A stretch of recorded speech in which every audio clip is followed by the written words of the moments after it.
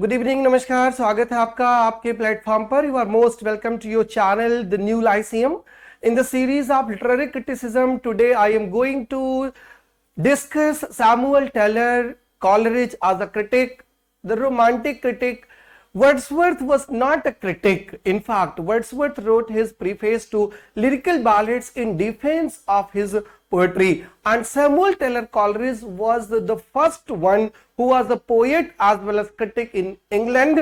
Right? बिल्कुल वैसे जैसे कभी होरास हुआ करता था in Latin. Right? There is a good deal of criticism written by Mr. Samuel Taylor Coleridge, and they are scattered in his various works. किस किस वर्क्स में scattered हैं? They are scattered. The main work that is known, that is well famous, well popularized, the Biographia Literaria, that was published in 1817, and then he delivered lectures on William Shakespeare. Right, he took a decade almost. He lectured on the characters, on the settings, and the plots, and the dramatization of William Shakespeare, and then he wrote a few articles for the Table Talk, and then he wrote Anima Poetae, and then he contributed to one of the magnum opus book of the time that was written in collaboration with Robert Southey, Omniana or Hore Otis. Work, Omniana means work containing information on every topic. So these are the various fields, various works where Samuel Taylor Coleridge wrote his criticism. And for the sake of convenience, for the sake of the length of the video, I have divided Samuel Taylor Coleridge as a critic into two parts. In the first part, I will discuss his Biographia Literaria, his theory of fancy and imagination, his theory of willing suspension and disbelief, Wordsworth's theory of poetry, and Coleridge's rebuttal. Right, Coleridge's rebuttal, these things will be discussed in today's lecture, and the next lecture that will be once again on Samuel Taylor Coleridge, उस पर हम बात करेंगे Samuel Taylor Coleridge के lectures on William Shakespeare पर, what were his opinions on Measure for Measure, opinions on Othello, opinions on The Tempest, opinions on Hamlet. So I'll be discussing these several lectures delivered by Samuel Taylor Coleridge in my next video. In today's video, the basic main objective is Biographia Literaria. And Biographia Literaria, as the name itself suggests, that it is a biography of not the poet only, but it is the biography of making a poet. Right, it was published in 1817. The major critical work of Samuel Taylor Coleridge that arises from the collaborative friendship with William Wordsworth. Right, he had published his poems in Wordsworth's Lyrical Ballads. Right, Lyrical Ballad contained 23 poems, first edition of Lyrical Ballads, and in the 23 poems, 4 were written by Samuel Taylor Coleridge, and even the Lyrical Ballads opens with the poem of Samuel Taylor Coleridge, The Rime of the Ancient Mariner. Right, though the title जो थी उसका नाम था Lyrical Ballads, but the only proper ballad जो है that was written by Samuel Taylor Coleridge, and that is The Rime of the Ancient Mariner. Right, in Biographia Literaria, he discusses the plan of lyrical ballads. Right, what was decided between the two poets कि ये किस पर लिखेंगे और ये किस पर लिखेंगे, and both stick to the plan. Right, after Lyrical Ballads was published in 1798 with a short advertisement, the new classical critics attacked. And then in defense of his poetry, in defense of his common subject matter, in defense of his meterless poetry, Wordsworth wrote preface to Lyrical Ballads. Though Coleridge had said earlier that the plan of Lyrical Ballads was made by him, but later he turn away कि मैंने ऐसा कुछ नहीं कहा था। And Wordsworth की theory, poetic theory के against ही Coleridge की पूरी पोएटिक थियोरी डेवलप होती है, फैंसी एंड इमेजिनेशन की। वर्ड्सवर्थ के एक एक पॉइंट का रिबटल करते हैं कॉलरिज अपने बायोग्राफिया लिटरेरिया में, एंड फैंसी एंड इमेजिनेशन की थियोरी propound करते हैं। And here he talks about the genius and the talent, and who is a genius and who is a talent. Talented is one, talent is something which could be acquired, and genius जो है वो होता है that is inborn, that is innate. किसको poet होना चाहिए, talented को होना चाहिए कि जीनियस को होना चाहिए, ये सारी बात कॉलरिज करते हैं अपने बायोग्राफिया लिटरेरिया में। Right, yet it is the most fascinating book. Like Johnson, Coleridge was a great talker. What flows from his pen in the book is a mixture of autobiography, literary theory, and metaphysical speculation. Right, biography, literary theory, metaphysical speculation, everything is contained in a single book, and that single book is named Biographia Literaria. Right, the entire title, complete title of the work was Biographia Literaria, or Biographical Sketches of My Literary Life and Opinions. Biographical sketches of my literary life. Literary life and autobiography has दोनों में difference होता है। Right, autobiography talks about the personal life, personal incidents, but Biographia Literaria talks about the mixture of autobiography, mixture of metaphysical speculations and literary theory. Right, sketches of my literary life and opinions, and basically the origin of the work was written as a preface. Right, it was supposedly a preface to a collection of his poems, Sibylline Leaves, one of the most important questions of UGC NET.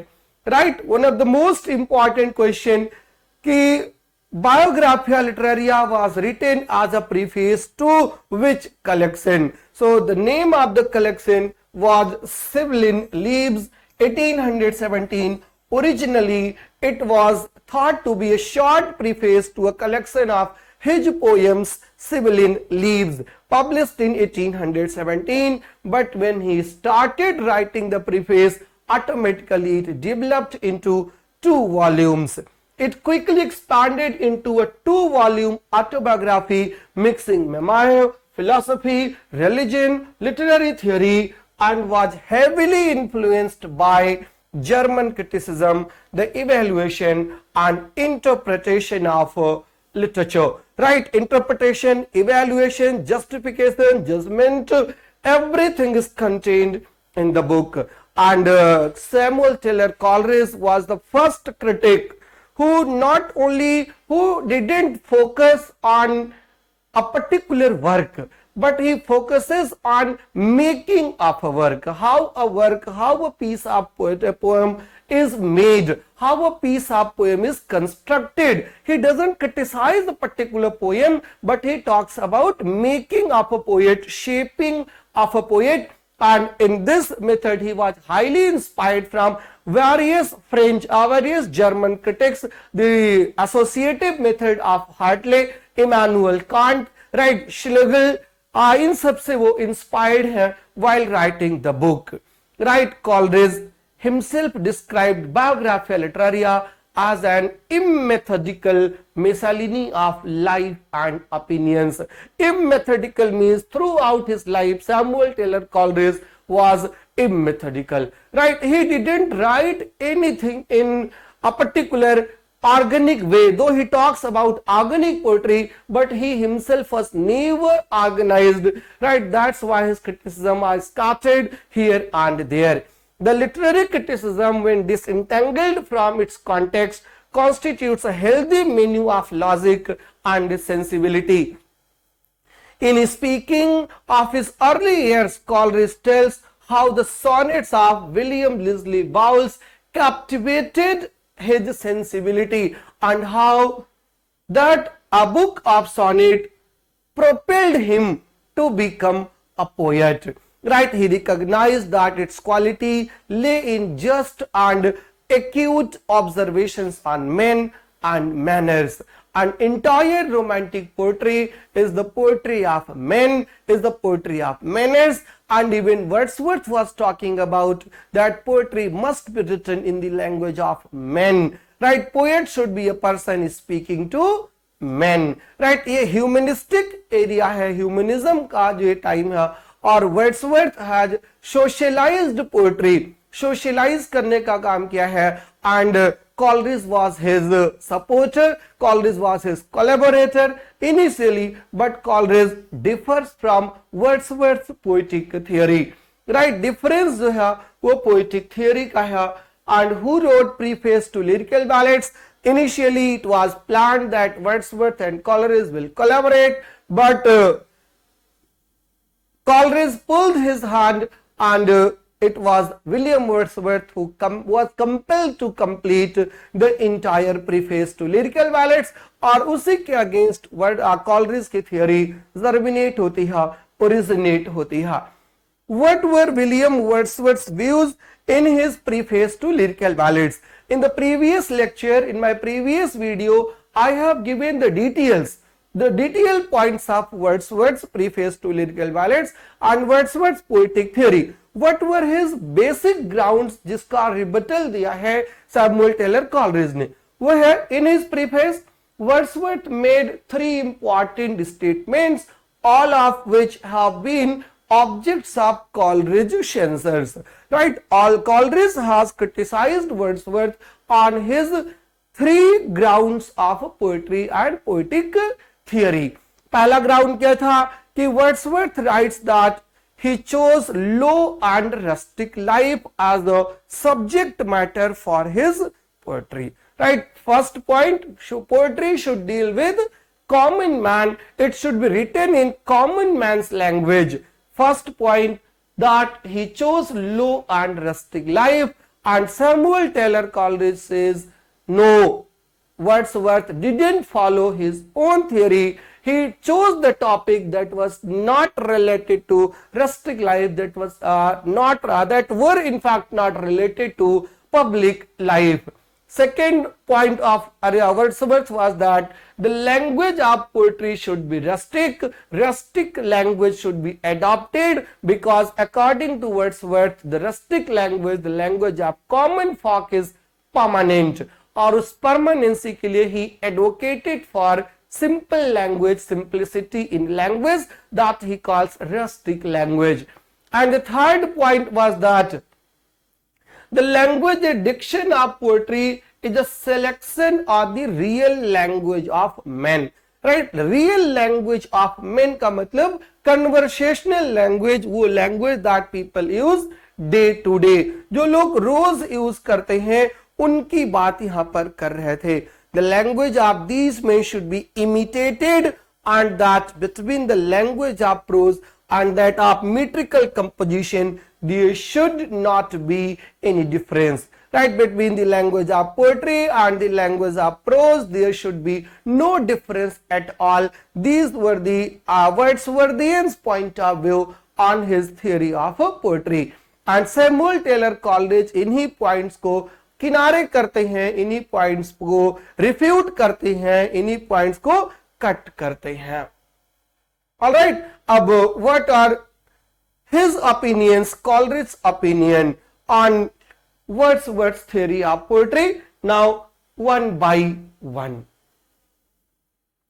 As regards to the first statement क्या है कि the choice of rustic characters and life, Coleridge points out that not all Wordsworth's characters are chosen from low or rustic life.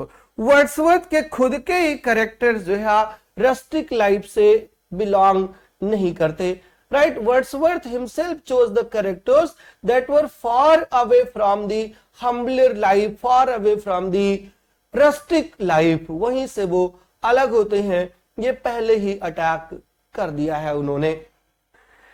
Characters in poems that Coleridge gives the examples of two poems, Ruth and Michael. They are not low and rustic in the usual acceptance of these words. Means Wordsworth prophesied something else and he followed something else. Wordsworth himself did not stick to the formula that he professed for others. ये जो है उनकी pin point करते हैं Samuel Taylor Coleridge कि Wordsworth talked about that the characters must be rustic, and in the poem Ruth and Michael, Wordsworth himself didn't follow his own formula. And secondly, their language and sentiments do not necessarily arise from their abode of occupation or occupation. In the opinion of Coleridge, a man will be benefited from a life in rural solitudes unless he has a natural sensibility and suitable education. क्या कहना है word Coleridge का कि जो rustic life की बात कर रहे हैं ना वर्ड्सवर्थ भाई साहब, तो कोई भी व्यक्ति तब तक उस सॉलिट्यूड को एंजॉय नहीं कर सकता जब तक उसकी नेचुरल सेंसिबिलिटी ना हो या वो सुटेबल एजुकेशन ना मिली हो. until then nobody can enjoy the rustic pleasure. Pastoral atmosphere cannot be enjoyed. कब तक? Unless he has the natural sensibility, unless he is fitted, unless he has suitable education. In the absence of these advantages, in rural conditions, the mind hardens and a man grows. क्या हो जाता है rural condition में? आदमी selfish, sensual, gross and hard hearted. ये opinion है Samuel Taylor Coleridge का. Unless you have natural sensibility, unless you have suitable education, you cannot enjoy the rustic pleasure. The characters who are living in rustic area without having these two qualities, they कैसे बन जाते हैं? They become selfish, they become sensual, they become hard-hearted. ये Coleridge का opinion है. On this ground, the first theory of Wordsworth was refuted by Samuel Taylor Coleridge. Clear हो रहा है कि नहीं? एक एक पॉइंट समझिएगा ध्यान से, और फिर एक बार किसी भी टाइप के एग्जामिनेशन के लिए if you are preparing, Wordsworth cannot be completed या Wordsworth cannot complete without Coleridge. Coleridge and William Wordsworth are inseparable in the field of poetry and in the field of criticism as well. So before understanding Samuel Taylor Coleridge, you will have to watch the video that is on Wordsworth. First you have to learn Wordsworthian theory of poetry, and then you have come to the Coleridge theory of poetry. तभी आपको समझ में आएगा, क्योंकि Coleridge was in contrast of Wordsworth. उनके बिल्कुल contrast में खड़े होते हैं. ऑलराइट, सेकेंड आर्गुमेंट जो है वर्ड्सवर्थ का कि as regards the second statement of Wordsworth, Coleridge objects to the view that best part of language is derived from the objects. कहां से आते हैं? Best part of the language is derived from the objects with which the rustic hourly communicates. ये language पर बात हो रही है. First, communication with an object implies reflection in it, and the richness of vocabulary arises from such a reflection. Secondly, the best part of man's language does not result merely from communication with nature, but from education. Once again, he emphasizes on nature. The best part जो है ना, the best part of man's language does not merely come from the communication with nature, but it comes from his education. Unless a man is properly educated, he cannot express himself. अपने आप को तो बता ही नहीं सकता. From the mind's dwelling on noble thoughts and ideas of the masterminds of humanity, education is more important. Language keeps on differing according to the temperament, according to the atmosphere of the society, according to the environment of the society. Language keeps on differing. So how can you say that language should be rustic only? Words should be taken from the pastoral community only. Pastoral communities भी vary करती रहती हैं. And Wordsworth was focusing किस पर focus कर रहे थे कि the language of the simple man is permanent and Coleridge objects to it saying that no, language is not permanent, language is the product of the society, language is the product of social phenomenon, language is the product of atmosphere, and it keeps on changing time and again, so nothing is permanent. So second point was refuted here by Samuel Taylor Coleridge. And as far as third point is concerned, coming then to a detailed consideration of Wordsworth's theory of poetic diction, he takes up his statement one by one and demonstrates that his views are not justified. Coleridge क्या क्या point बनाते हैं कि Coleridge points out that every man's language varies according to the extent of his knowledge, the activity of his faculties, the depth or quickness of his feelings. Every man's language has first its individual peculiarities, secondly the properties common to the class to which he belongs, and thirdly words and phrases of universal use, and no two men can have the same language as Coleridge thinks. किसी भी दो लोगों की language same नहीं हो सकती है. Clear? दो लैंग्वेज, दो पर्सन की लैंग्वेज सेम नहीं हो सकती, और जब तक सेम नहीं हो सकती तो आप यूनिवर्सलिटी की बात नहीं कर सकते. ऑलराइट, तो these were the points of refutation. Right, ये रिफ्यूटल के पॉइंट्स थे कॉलरिज के. One more point that is on metre. Wordsworth क्या क्या मानने था कि metre is totally subjective. You can use it और you can not use it, you are free. But Coleridge says that no, it is mandatory for a poet to use meter, and he himself, Coleridge himself, used meter in his poetry extensively. जबरदस्त उसका use किया है. And Wordsworth was of the view that the language of poetry and the language of prose should be same. Coleridge says no, there must be difference between the language of poetry and language of prose. और इतना ही नहीं, there must be difference between the language of prose and the language of conversation. वो भी difference होना चाहिए. And Wordsworth himself doesn't follow his own theory in this regard. तो फिर Wordsworth यहाँ पर अपनी theory पर fail हो जाते हैं. The language of poetry differs from that of prose in same way in which the language of prose differs and ought to differ from the language of conversation. Language of conversation से भी उसको बिल्कुल different होना चाहिए. Coleridge, metre is not a mere superficial decoration but an essential organic part of a poem. Right, organic part है, essential part है, mandatory part है. Without metre you can not even think of poetry in terms of Samuel Taylor Coleridge.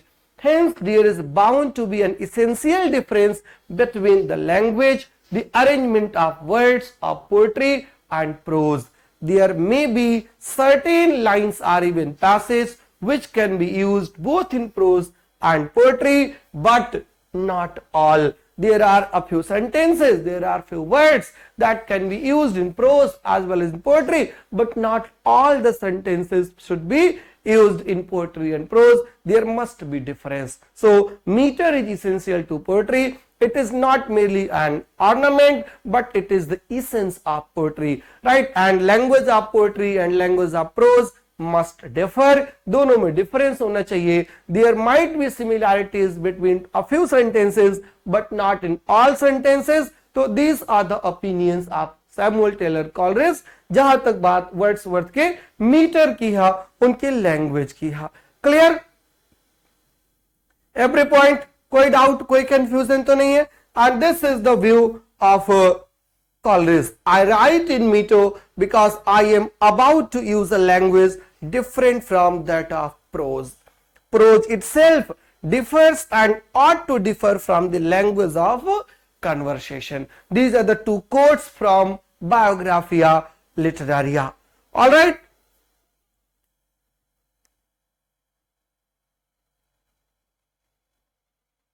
What is a poem and what is a poetry?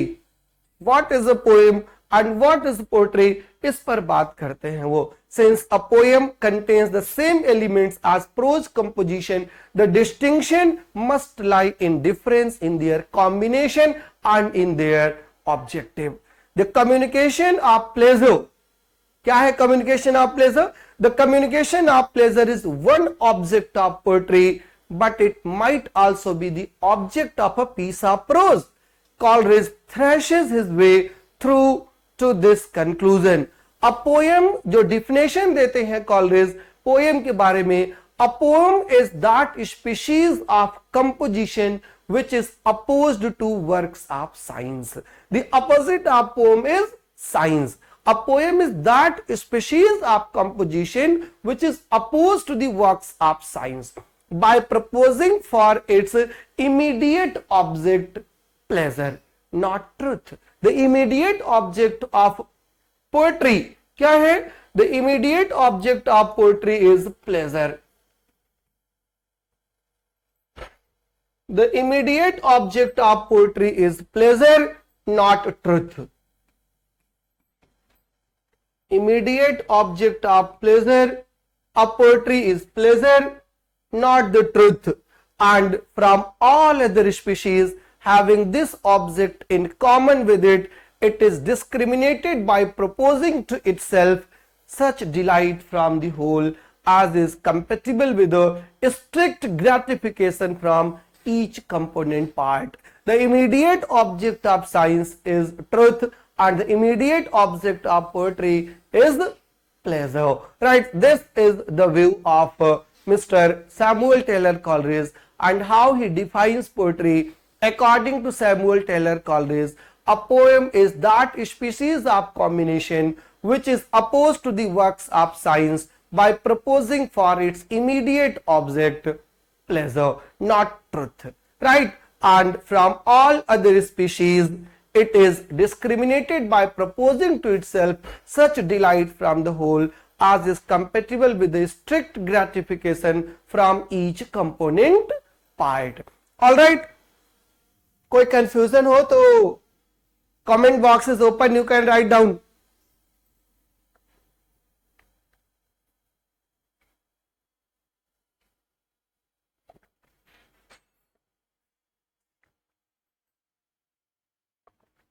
And when he comes to poet, having so defined a poem, Coleridge decides that the question, what is poetry, is virtually synonymous with the question, what is poet? Poet का number आता है.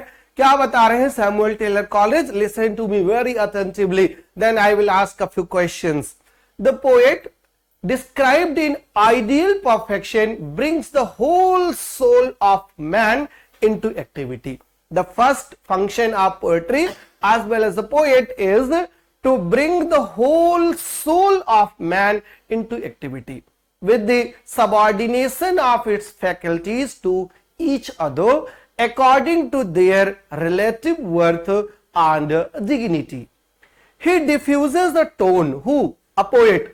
A poet diffuses a tone and spirit of unity that blends and fuses each into each by that synthetic and magical power to which I would exclusively appropriate the name of imagination. फिर आगे वो imagination को define करते हैं.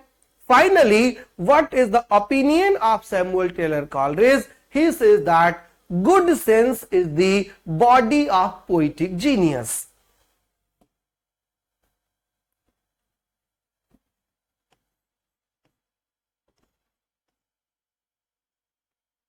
Good sense is the body of poetic genius.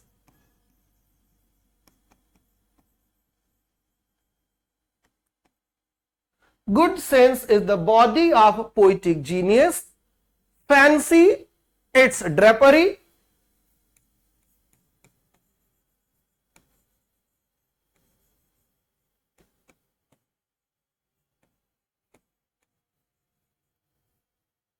Fancy its drapery. Motion its life.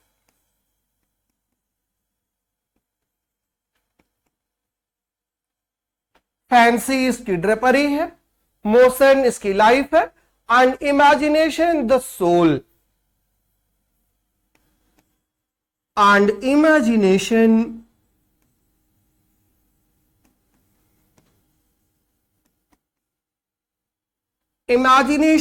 the soul. According to Aristotle, plot is the soul of tragedy, plot is the soul of literature. But here Coleridge says that imagination is the soul that is everywhere and in each, and forms all into one graceful and intelligent whole. Right? This is the power of imagination. Power of imagination ये है कि it is the soul. Imagination is the soul that is everywhere and in each, and forms all into one graceful and intelligent whole. This is the poem. Good sense is the body of poetic genius.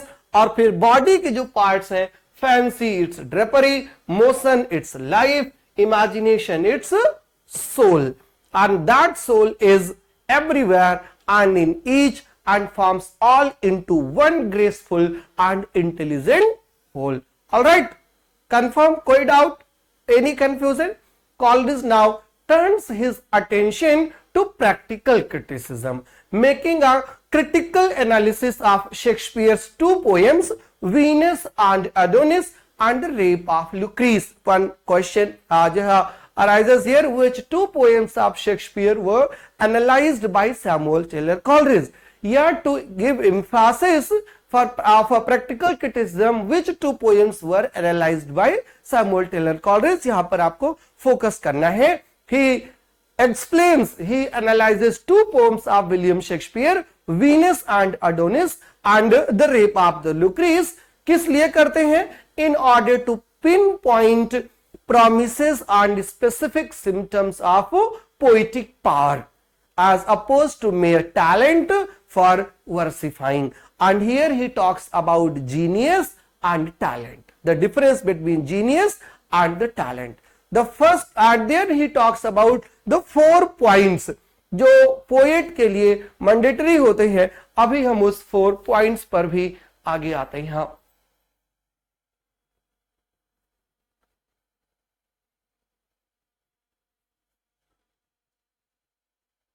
Genius versus talent, and then the 4 points: sense of musical delight, objectivity, the shaping and modifying power of imagination, and depth and energy of thought. No man was ever yet a great poet without being at the same time a profound philosopher. Right? तो ये उनका अपना intention है. ये जो 4 points की बात कर रहे हैं, सुनिएगा फिर से बहुत ध्यान से. The first indication जो है वो क्या है? Is the sweetness of versification, that is the sense of musical delight. Sweetness of versification. What is the sweetness of versification? What is the sense of musical delight? Delight must be there, pleasure must be there. और वो कैसा pleasure होना चाहिए? Pleasure must be there. That pleasure comes from musical delight. The sense of musical thought, musical delight is one of the first gifts of imagination. ये imagination का gift होता है, सबके नहीं होता. The second indication is the ability to deal with the subject remote from the private interest and circumstances of the writer himself, that is called objectivity. Right? Poem के अंदर objectivity होना चाहिए. राइट? ये सेकेंड इंडिकेशन है. It is the ability to deal with the subject remote from the private affairs, private interest and circumstances of the writers himself. The poet stands back and what reaches the reader directly is the characters and incidents. Right? Poet बहुत दूर होता है, जो audience तक पहुंचता है, that is characters and incidents. And the third indication is the handling of imagery, that is shaping and modifying power of imagination. Images in themselves do not characterize the poet. it is the way they are modified by a predominant passion, the way they are molded and colored to match the circumstances and feeling foremost in the mind. And the fourth indication is depth and energy of thought, जिसको Horace grandeur of thought कहता है.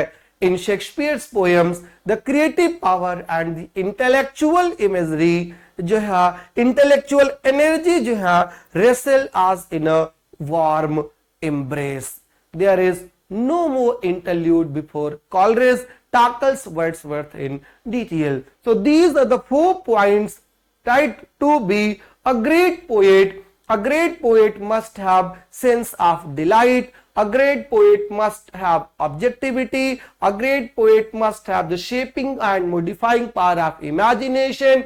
And a great poet must have depth and energy of thought. No man was ever yet a great poet without being at the same time a profound philosopher. These are the characteristics of poets that Coleridge talks about in his analysis of The Rape of Lucrece and Venus and Adonis by Shakespeare. All right, कोई confusion? 4 points है, बहुत ध्यान से याद रखिएगा. कभी भी किसी भी साल एग्जामिनेशन में आउट ऑफ द ब्लू टपक सकता है. आते हैं अब हम उनके कॉन्सेप्ट जो वेल पॉपुलराइज्ड है और जिसका आप वेट कर रहे हो. Plan of lyrical ballads. क्या प्लान बना था लिरिकल बैलेट्स कंपोजिशन से पहले? It was decided that he and Wordsworth were to compose a series of poems. 2 types, 2 shorts. In the one, the incidents and agents were to be in part at least supernatural. एक कैसा होना था जिसमें incidents जो है वो supernatural होने थे. For the second class, subjects were to be chosen from ordinary life. For the second category of poems, subject matter should be chosen from ordinary life. First category के लिए from supernatural life. Obviously, you know that the subject from the rural parts, common man, were taken by Wordsworth and supernatural part was taken by Coleridge. Wordsworth was to undertake the latter. Latter means this one, the ordinary life, to give the charm of novelty to things of every day. And Coleridge, persons and characters supernatural to make them appear credible. And the best example is Rime of the Ancient Mariner. He has to choose the subject from supernatural world, and his whole attempt was to make that supernatural event, incident, characters credible. Wordsworth का क्या काम था? He had to choose the material from the ordinary life, और उस material को क्या करना था? To give the charm of novelty to things of every day. Coleridge का काम क्या था? कि persons and characters supernatural to make them appear credible, to procure for the shadows of imagination that willing suspension of disbelief for the moment which constitutes poetic faith. So in which chapter of Biographia Literaria Coleridge talks about the plan of lyrical ballads? Answer is chapter number 14. The plan of lyrical ballads are discussed in chapter number 14 of Biographia Literaria. ये आपका अगला question बन सकता है. Alright, कि किस chapter में discuss है plan? Chapter number 14. Alright, willing suspension of disbelief. What is willing suspension of disbelief? बहुत पॉपुलर सा टर्म है.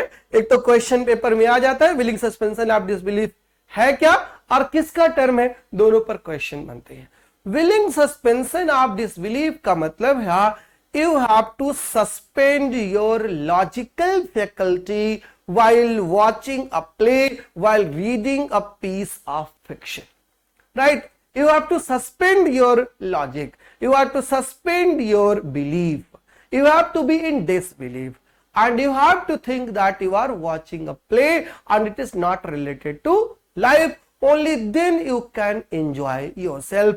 आप तभी enjoy कर सकते हो. And if you are being rational, if you are applying your logic, then you will lose the pleasure of literature. ये willing suspension of disbelief है.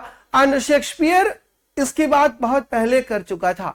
Shakespeare had talked about this willing suspension of disbelief in the prologue to his play Henry V, though there was no term like willing suspension of disbelief. Right? आपको सिर्फ suspend कर देना है अपने logic को. Piece out our imperfections with your thoughts into 1,000 parts, divide one man and make imaginary peasants. Peasants का मतलब होता है आर्मी.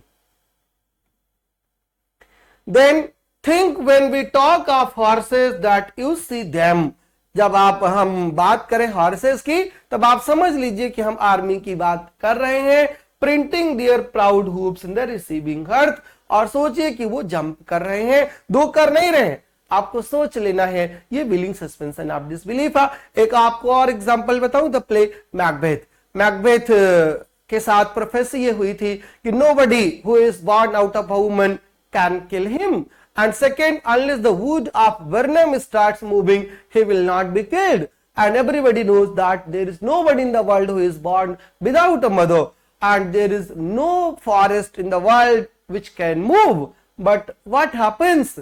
Both things happen. एक तो जंगल भी चलना शुरू करता है, and Macduff was the character who was born unnaturally, और इसलिए मैकडेफ जो है उसका मर्डरर बनता है. ये विलिंग सस्पेंशन ऑफ डिसबिलीफ है. अगर आप लॉजिक लगाओगे Macbeth will never die. Right? कभी भी मर्डर नहीं होगा. यही विलिंग सस्पेंशन ऑफ डिसबिलीफ है. And Coleridge elaborates this willing suspension of disbelief in chapter number 23 of the Biographia. In which chapter? Objective question है. In chapter number 23 Coleridge talks about willing suspension of disbelief. Detail में वहां discuss करते हैं. when he was discussing an old Spanish play Don Juan, उस पर बात किया है कॉलरिज ने willing suspension of disbelief की. and in disguised form it was already talked by William Shakespeare in his prologue to the play Henry V. All right, prologue to Henry V, willing suspension of disbelief. And now I come to the theory of fancy and imagination. What is fancy and what is imagination? Actually, Wordsworth had also talked about the theory of imagination and fancy. And during the new classical period, fancy had all the creative power. But for Wordsworth, fancy is also creative power. But when it comes to Coleridge, Coleridge totally rejects fancy as the creative power. पूरी तरीके से उसको reject कर देते हैं. Coleridge की इसके अंदर कोई भी पावर हो सकती है. According to Coleridge, imagination is of two types. दो टाइप्स की इमेजिनेशन है, primary imagination and secondary imagination. And everybody has the poetic power, have the primary imagination. Primary imagination is perceptive. Primary imagination has the power of perception. Primary imagination is receptive. It gathers the raw material. And secondary imagination क्या करती है? It dissolves. It diffuses the raw material collected by the primary imagination. और किस लिए diffuse करती है? In order to create something new. कुछ newness के लिए, कुछ नया खरीदने, कुछ नया बनाने के लिए ये काम करती है फैंसी एंड इमेजिनेशन में. Imagination is more powerful. Right? Imagination की पावर पर कौन बात करता है? इमेजिनेशन की पावर पर बात करते हैं Samuel Taylor Coleridge in his Biographia Literaria. Imagination has the power to create something. It has the creative power. Right?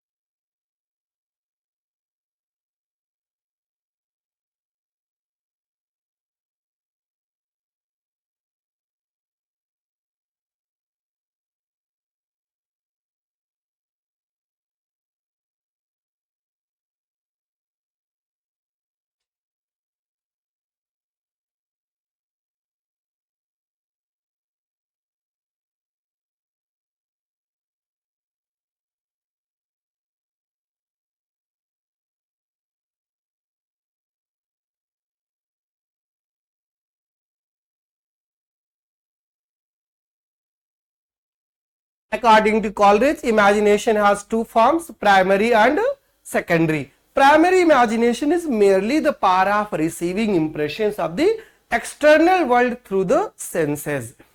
It is an involuntary act of the mind. The human mind receives impressions and sensations from the outside world unconsciously and involuntarily. Human mind has the reception power, receiving power, and primary imagination के through it receives, it sensualize, it visualize the entire world.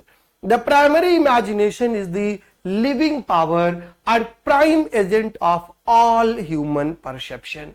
Right? Primary imagination is the prime agent of all human perception, a repetition in the finite mind of the eternal act of creation in infinite I am. The primary imagination is universal and it is possessed by all. Right? सबके अंदर primary imagination होती है, possessed by all. The secondary imagination is the exclusive power of the poet. Only a poet can have secondary imagination. Secondary imagination is creative. Secondary imagination has the creative power, and creative power is not possessed by all, but the power of receiving, reception, power of perception, ये सबके पास होती है. Exclusive property जो है poet की वो secondary imagination होती है. Primary imagination is universal, it is possessed by all. Secondary imagination is exclusive property to the poet. It is the secondary imagination which makes an artistic creation possible. Artistic creation को possible करने के लिए secondary imagination होती है, और इसी secondary imagination को ism plastic कहता है सैमुअल टेलर कॉलरिज. प्लास्टिक की पावर है उसके अंदर. इज्म प्लास्टिक क्या होता है? प्लास्टिक की क्या खासियत होती है? You can stretch it according to your purpose, according to your choice. आप उसको खींच सकते हो, और इसीलिए Coleridge defines imagination as the ism plastic power, coining the word to mean unifying or building into one. It has the power of unification. It has the power of building something into one. The imagination is primary or secondary. The primary imagination is the living power and prime agent of all human perception. And क्या करती है? It is a repetition in the finite mind of the eternal act of creation in the infinite I am. ये quotation बहुत important है, last slide में अभी आया था. The secondary imagination is the echo of the primary imagination. Primary imagination की echo होती है secondary imagination. Alike in kind with the primary but different in degree and in mode of operation. Degree और operation के mode में secondary differ करती है. Power क्या है सेकेंडरी की? It dissolves and diffuses in order to create, in order to recreate. Right, कुछ recreate करने के लिए डिफ्यूज करती है, डिसॉल्व करती है. It struggles to idealise. क्या आइडियलाइज करने के लिए? It struggles to idealise and unify. Right, it is essentially vital. Vital force जो है वो सेकेंडरी के पास है. By an effort of the will and the intellect, the secondary imagination selects and orders the raw material and reshapes and remodels it into objects of beauty. Clear? It is ism plastic, i.e. shaping and modifying power. Shaping and modifying power, which by its plastic stress reshapes objects of the external world and steeps them with the glory and dream that never was on sea and land. It is an active agent which dissolves, diffuses, dissipates in order to create. Create करने के लिए बहुत सारा काम करती है. जैसे आप खाना बनाते हो, कुकर में सारी चीजें डाल दीजिए, डिसॉल्व होकर के, मिक्स होकर के एक बन जाएगा. वो होती है सेकेंडरी इमेजिनेशन. और अगर ग्रेन्स आर सेपरेटेड, अलग अलग हैं, that will be fancy. Let's see an example of fancy quoted by Mr. William Wordsworth. This is the example of fancy. Fancy is not a creative power at all. It deals with fixities and definities. It deals with fixities and definities. It doesn't have the power of creativity. It only defines things, right? It defines only fixed things. But like the imagination, it does not fuse and unify. The difference between the two is the same as the difference between a mechanical mixture and a chemical compound. Mechanical mixture और chemical compound में क्या difference होता है? जब आप chemical compound बनाते हो तो you put several chemicals into one, और फिर वो बन क्या जाता है? You make something new. And when you unify several mechanical things, you cannot mix them, you cannot fuse them, you cannot diffuse them. वो सब सेपरेट रह जाएंगी. जैसा कि ये देखिए, you cannot mix them.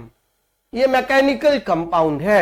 But when you talk about a single biscuit, several chemicals are there, several things are incorporated in a single biscuit. So in order to create something new, you have to use chemical power, chemical compound. And in order to only assemble, then assembling की power जो है, assembling की power किसके पास है? वो fancy के पास है. ये सैमुअल टेलर कॉलरिज है. A compound is an act of creation, while a mixture is merely a bringing together of a number of separate elements. For Coleridge, fancying is the drapery of poetic genius, but imagination is its very soul, which forms all into one graceful and intelligent whole. All right, fancy और imagination clear हुआ ना? Fancy क्या है और imagination क्या है? I hope everything is okay, and if still any doubt, then comment box is open. Drop your message there. I'll come to you. A couplet from Chesterfield which Wordsworth cites. एक couplet देखिए. The dews of the evening most carefully shun, they are the tears of the sky for the loss of the sun. Dews, evening, tears, sky, sun. These four things have been drawn from the natural world and put together, right? And a couplet has been made. This is the example of fancy, right? There is no proper arrangement, nothing has been recreated, but क्या यहाँ पे show किया गया है कि the sky is weeping because sun has gone, right? Tears उसके दो, there is something poetic, but there is no imagination at all. Things are put as they are, as it is. So fancy is क्या काम किया है इसने? Fancy is the arbitrary bringing together of things that lie remote and forming them into unity. ये fancy का example है. Arbitrary things are put together to form something new. It is the faculty of bringing together images dissimilar in the main by some one point or mere likeness. And then genius and talent. Genius is compared to imagination, and talent is compared to fancy. One who is imaginative, he is genius. One who has fancy, he is talented. Talent is something that you can achieve, that you can acquire, and fancy, imagination is something that is inbuilt, that is innate, that is inborn, right? वो पैदाइशी होती है. वही है grandeur of thought and capacity for strong emotions. These two things are inborn. These two things are innate, and those who have these two qualities, they are imaginative, they are genius.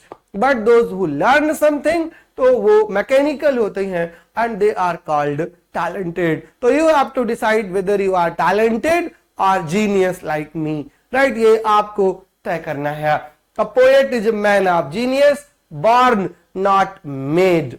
In chapter number 15 of the Biographia devoted to Shakespeare, Coleridge endeavors to discover those qualities in a poem that are due entirely to genius, as thus distinguished from talent. He bases his conclusion on Shakespeare's early works, Venus and Adonis and the Rape of Lucrece. Genius there as elsewhere manifests itself in the following 4 ways, and I have already discussed those following 4 ways. Alright, so this is the class on this was the class in fact now on Coleridge's idea of fancy and imagination, Coleridge's refutal of Wordsworth's theory of poetry, Wordsworth's theory of poetry, uska refusal tha ye, and this was the class, this was a lecture on Words main content, main essence of Words Samuel Taylor Coleridge's Biographia Literaria. If still any doubt persists, you are most welcome. आप comment जरूर लिखिएगा. Keep on preparing. Next class will be on Coleridge again and Coleridge on William Shakespeare. Coleridge commentary, Coleridge comment, Coleridge lecture on William Shakespeare. I hope you would have enjoyed the class. बहुत bore नहीं हुए होंगे. Next class में मिलते हैं जल्दी ही. Next class Shakespeare पर होगी जो कॉलरिज की है, followed by a few questions asked in various examinations specially in UGC net on Samuel Taylor Coleridge and William Wordsworth's theory of poetry. All right, all the best, good luck, जय हिंद, जय Bharat. Subscribe करिएगा channel, share करिएगा, like करिएगा और हाँ अपना comment जरूर डालिएगा कमेंट बॉक्स में. Your feedback matters to me a lot and I'll keep on improving on the basis of your feedback. Thank you, good luck.